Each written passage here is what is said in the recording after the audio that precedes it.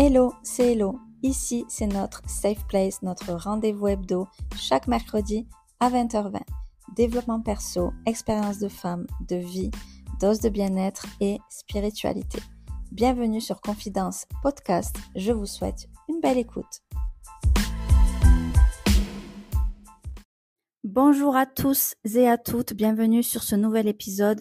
Comme vous pouvez le voir dans le titre, on est sur un épisode très personnel, très particulier, mais qui va s'adresser autant aux femmes qu'aux hommes. Et ça, je tiens à le préciser dès le départ. C'est vraiment un sujet très particulier, pas évident à aborder. C'est pour ça que j'ai tardé un petit peu à le faire. Pas que j'ai beaucoup de mal à en parler ou quoi que ce soit, parce que c'est quelque chose qui m'est arrivé il y a 6 ou 7 ans.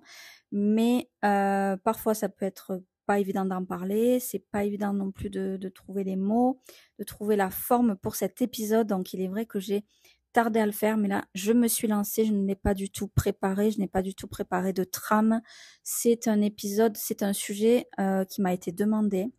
C'est un sujet que certaines savent que j'ai vécu et du coup, j'ai parfois des questions, des conseils. On me demande des conseils sur comment vivre ça, comment survivre à ça, etc.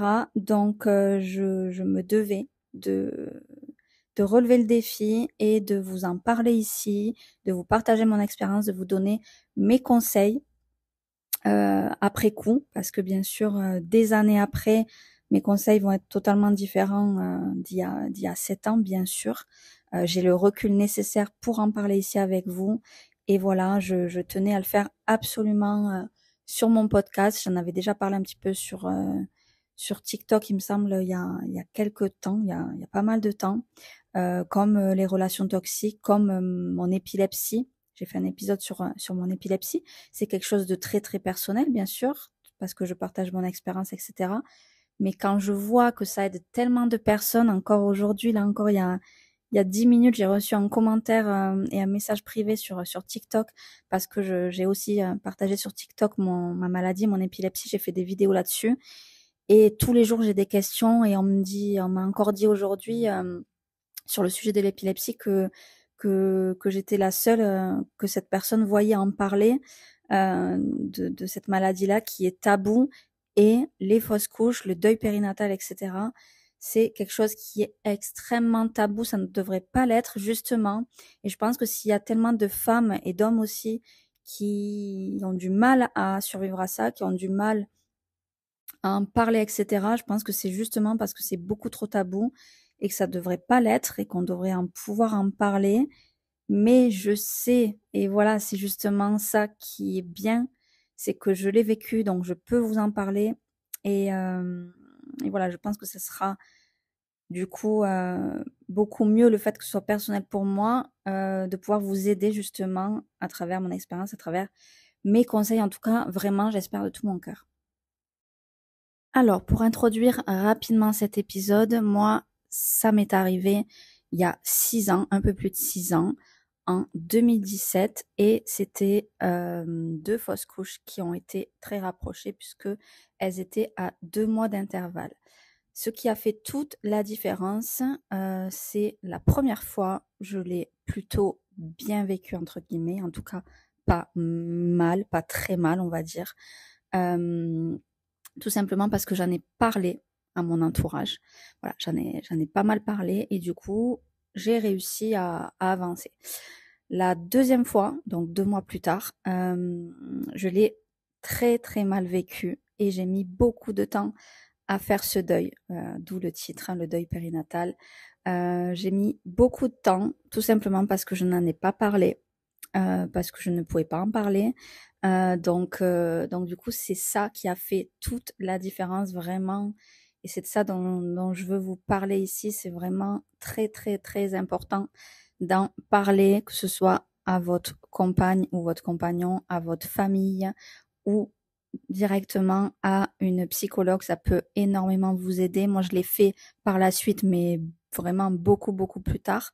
Je ne pensais pas que j'en aurais besoin ou certainement que je ne voulais pas en passer par là. Mais du coup, voilà, quand je dis deuil périnatal, honnêtement, je n'ai pas fait de recherche sur le sujet, etc. Pour moi, ça en est un. Je pense que c'est très important de mettre des mots sur ça. Je pense que chaque fausse couche, peu importe le terme, euh, voilà, c'est un deuil périnatal, c'est une perte, c'est quelque chose qui peut être très fort, très mal vécu, etc. Je pense que la première des choses, c'est ça, c'est de mettre des mots sur ça, c'est de pas banaliser, parce qu'on banalise souvent, on se dit oh c'est rien, parce qu'il y a tellement de femmes qui en font des fausses couches, surtout en début de grossesse. Moi, c'était mon cas. C'était dans les 5 et 6 premières semaines de grossesse. Donc, euh, donc voilà, très très tôt, mais c'est pas pour autant que ça va être forcément bien vécu. Alors oui, il y a des femmes qui vont très bien le vivre et qui pourraient se dire oh ben c'est rien, on réessaye, on va de l'avant, etc. Lorsque c'est plus tard dans la grossesse, bien évidemment que c'est plus difficile, mais voilà, c'est pas parce que vous le vivez par exemple dans les 3 premiers mois que vous n'avez pas le droit d'être mal. Ça vraiment, c'est très important, je pense, hein. C'est pour ça que c'est vraiment une des premières choses que je vous dis ici. Voilà, moi, je ressentais ça comme une vraie perte, comme un vrai processus de deuil périnatal, parce que le deuil il prend du temps et ça dépend des personnes. Voilà, là, c'est important de ne pas se comparer, de pas se dire ah ben voilà, moi par exemple, c'était dans les 6 premières semaines et c'est rien comparé à une autre. Par exemple, si vous avez une amie ou j'en sais rien, quelqu'un que vous connaissez qui a vécu ça au 6e mois, par exemple, ça va être beaucoup plus douloureux, ou même au 8e mois, au 9e mois. Voilà, il faut pas se dire que c'est moins grave en fait, parce que vous avez le droit de ressentir une perte, de ressentir un mal-être, une dépression, voire. C'est normal en fait. Et voilà, il faut surtout pas banaliser. Donc ça, c'est la première des choses dont je voulais vous parler. Voilà, l'important vraiment, c'est d'accepter vos émotions, vos ressentis et d'accepter cette tragédie, d'accepter de vivre avec. C'est normal de se poser des questions, de se demander pourquoi ça vous arrive à vous, de se demander, voilà, pourquoi à ce moment-là, etc. C'est des questions qui sont normales de se poser. Mais là, c'est assez difficile de vous répondre. Ça dépend de tellement de choses, en fait, parce que ça dépend de chaque personne. Ça dépend aussi de chaque couple, de chaque situation. Ça dépend de pourquoi ça s'est produit, parce qu'il y a bien sûr beaucoup de possibilités, qu'elles soient médicales, qu'elles soient physiques, qu'elles soient émotionnelles, qu'elles soient psychologiques. Moi, je pense que ça a été suite, en tout cas pour la deuxième fois, suite à un choc émotionnel. Donc en fait, c'est délicat parce que les sensations, le sentiment, le mal-être, etc., ça découle pas forcément que de la fausse couche, ça peut découler d'autres choses qu'il y a autour. Et en tout cas, moi, c'était le cas. C'était d'autres choses qui avaient et qui se sont mis exactement au même moment et qui ont déclenché ça, en fait. Donc, du coup, pour moi, c'est particulier pour cette fausse couche-là, en tout cas. Et pour vous, ça peut être aussi le cas. Ça peut être un événement extérieur qui a fait que ça s'est produit. Ça peut être quelque chose, comme je vous ai dit, de médical et de physique, la fausse couche, mais ça peut être tout autre chose. Ça peut être le stress, ça peut être voilà émotionnel, ça peut être aussi physique, des efforts que vous auriez fait. Enfin, ça peut être tout un tas de choses. Donc après, ce qu'il faut faire, c'est vraiment essayer de pas trop se poser des questions de pourquoi, parce que je pense aussi, j'ai ce côté-là spirituel aussi maintenant en moi qui fait que je me suis toujours dit, d'ailleurs, même quand ça s'est produit, je me suis toujours dit que rien n'arrive par hasard. Pour ma part, ça s'est passé 2 fois consécutives, donc c'est pas anodin non plus quand même. C'est pas quelque chose qui arrive à toutes les femmes, que ce soit aussi rapprochées, etc. et plusieurs fois. Mais moi, voilà, vraiment, je me suis vraiment dit que rien n'arrivait par hasard, que c'était pas anodin ce qui se passait. Voilà, que c'était tout simplement pas un hasard. Je vais pas rentrer dans les détails de la suite, de ce qui s'est passé, du pourquoi, du comment et de mon couple à l'époque. Parce que c'est pas le but du podcast, de l'épisode, et puis que ça va pas vous aider de savoir tout ça. Mais moi, ce que je veux vous faire passer comme message ici, c'est que ça arrive à beaucoup de femmes, mais que vous avez le droit de ressentir des émotions, de pas être bien, voire de déprimer, d'avoir une phase de déprime par rapport à ça. Ce serait tout à fait normal. Mais ce que je veux vous dire, c'est de pas faire comme moi, de pas garder ça pour vous. Vraiment d'en parler à des personnes qui seront à l'écoute, pas à des personnes qui vont vous juger, qui vont vous dire que c'est rien, etc. Vraiment, il faut que vous ayez un entourage hyper bienveillant. Faites attention à qui vous en parlez, confiez-vous aux bonnes personnes, voilà, des personnes qui seront bienveillantes et n'hésitez pas à m'en parler si vous en ressentez le besoin. Un point absolument mais primordial, tellement important à vous dire, c'est de déculpabiliser vraiment et je pense que c'est encore plus pour la femme, vous devez absolument vous déculpabiliser, absolument vous dire que ce n'est pas de votre faute, vraiment, vraiment, vraiment. Je pense que ça, c'est le truc que je pense 100% des femmes se sont dit lorsque c'est arrivé. On se demande tout de suite pourquoi ça m'arrive à moi, pourquoi ça arrive à nous, au couple, pourquoi à ce moment-là, pourquoi à cette période de ma vie. Est-ce que ça va remarcher par la suite? Et voilà. Et souvent il y a de la culpabilité. On se dit que c'est notre faute. Qu'est-ce qu'on a fait en fait? Qu'est-ce qui s'est passé? Qu'est-ce qu'on a fait pour que ça se passe maintenant, à ce moment-là, etc. Moi, je sais qu'à cette période-là, je travaillais. Je travaillais toujours, j'étais déjà aide-soignante en EHPAD, donc je me suis bien évidemment posé la question si j'avais pas fait trop d'efforts. Je me souviens aussi que j'avais fait de la voiture, je conduisais pas, mais j'avais fait de la voiture, j'avais fait un certain trajet, donc je m'étais posé la question aussi. Bien sûr qu'on se pose des questions, mais en fait, on n'aura jamais les réponses de toute façon. Donc en fait, on a tendance à se triturer l'esprit et à se sentir mal et à culpabiliser. La culpabilité, je pense que c'est la chose qui est la pire au monde. D'ailleurs, j'avais lu quelque chose sur ça dans un livre de Lise Bourbeau. Je vous parle beaucoup de Lise Bourbeau parce que j'ai lu plusieurs de ses livres que je vous ai mis en story à la une d'ailleurs sur mon Insta Confidence Podcast. N'hésitez pas à aller voir. Je vous mets toutes mes recommandations de lecture de développement personnel, etc. Et elle est vraiment géniale. J'ai adoré ses bouquins. Et voilà, la culpabilité, c'est quelque chose qu'il faut absolument s'éloigner. Il faut absolument pas culpabiliser. C'est quelque chose qui va vous ranger de l'intérieur. Vous n'aurez jamais les réponses. Parce que, voilà, en tout cas pour ce sujet-là, pour la fausse couche, vous pouvez absolument pas savoir d'où ça vient, sauf si c'est quelque chose de médical, sauf si vous faites des examens par la suite. Alors en général, il faut 2 ou 3 fausses couches consécutives, qu'il y en ait vraiment plusieurs avant que votre gynécologue vous prescrive des examens. Donc voilà, moi je l'ai pas fait du coup. C'était pas possible parce que j'en avais fait que 2 entre guillemets. Mais voilà. Sauf si c'est quelque chose de médical, vous aurez une réponse de pourquoi. Si vraiment vous avez un problème du coup gynécologique, vous ou votre conjoint. Mais sinon, vous n'aurez pas la réponse de pourquoi ça s'est produit. Et voilà, moi, comme je vous ai dit, je pense que rien n'arrive par hasard.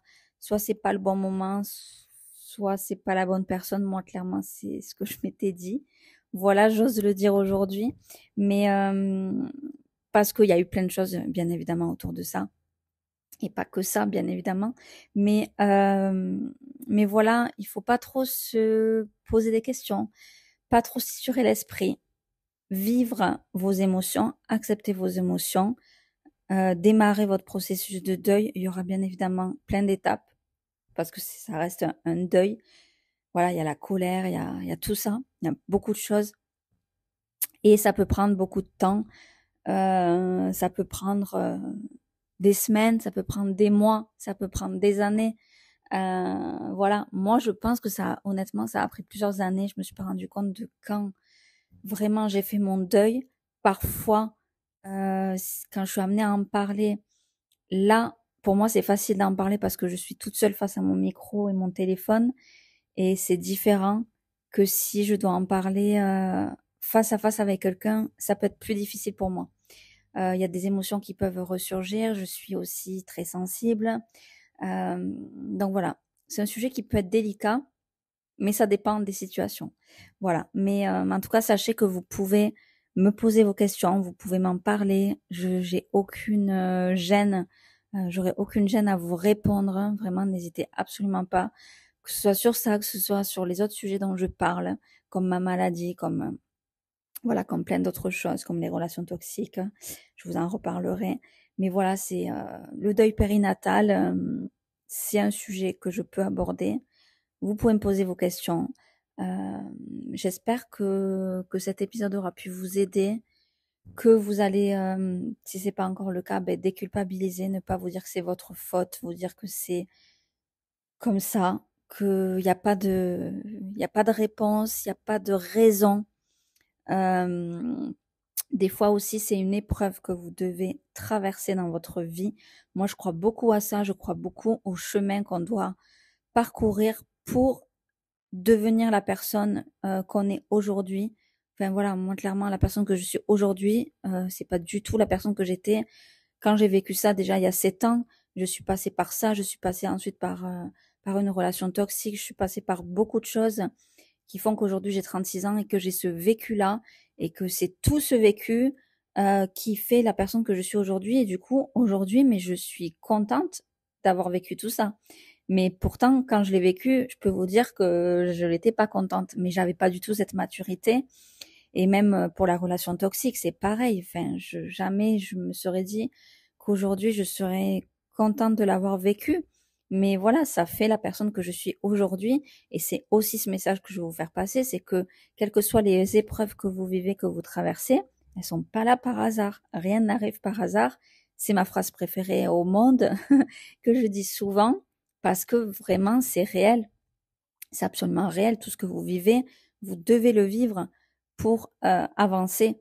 Donc, si vous avez vécu ces choses-là, je sais que c'est peut-être difficile à entendre, mais voilà, c'est que vous deviez le vivre et vous allez passer au-dessus. Bien sûr que vous allez réussir à avancer, réussir à faire votre deuil et vous verrez que dans quelques années, vous le ressentirez différemment, vous le vivrez différemment et vous vous direz, ah oui, c'est pour ça que j'ai vécu ça, parce que je devais vivre par la suite cette autre chose, puis cette autre chose, puis cette autre chose. Et voilà, c'est ça la vie. C'est une succession d'épreuves. Parfois, elles sont rapprochées les unes les autres. Donc parfois, c'est difficile. Moi, cette période-là, j'ai vécu d'autres choses, d'autres épreuves en même temps. Et il y en a eu d'autres par la suite, et encore par la suite. Et du coup, on va dire que de 2017 à, je sais pas, 2020 à peu près, il y a eu pas mal d'épreuves. Et voilà, et voilà. Après, j'ai eu un suivi et tout va bien aujourd'hui. Et maintenant, voilà, comme je vous dis, le deuil est fait. Et je peux en parler aujourd'hui au monde entier, j'ai envie de dire, un petit peu en tout cas à travers ce podcast. Et voilà, je suis fière de ça. Et même s'il y en a qui me disent, ah, elle raconte sa vie et tout ça, mais j'en ai rien à faire. Parce que je sais que je jette des personnes qui m'écoutent. Et même s'il y en a très peu, même s'il y en a une en fait, ben, je serais heureuse d'avoir aidé cette seule personne. Donc voilà, je suis tout à fait à l'aise avec ça. Et voilà, en tout cas, j'espère que cet épisode vous aura aidé. Mais n'hésitez vraiment pas, si vous avez des questions sur ça, si vous avez envie d'en parler, vraiment, ma porte est ouverte, mes DM sont ouverts. Je vous mets une boîte à questions, comme d'habitude, sur le podcast et sur Insta. Voilà, vous pouvez m'écrire, me mettre des commentaires. Il n'y a aucun souci, je vous répondrai avec plaisir. Je vous fais des gros bisous. Je vous souhaite bon courage si vous êtes dans ce processus-là, si vous êtes dans cette épreuve-là. Mais sachez que vous allez vous en sortir, c'est certain. Ayez la certitude et ça viendra. Je vous embrasse.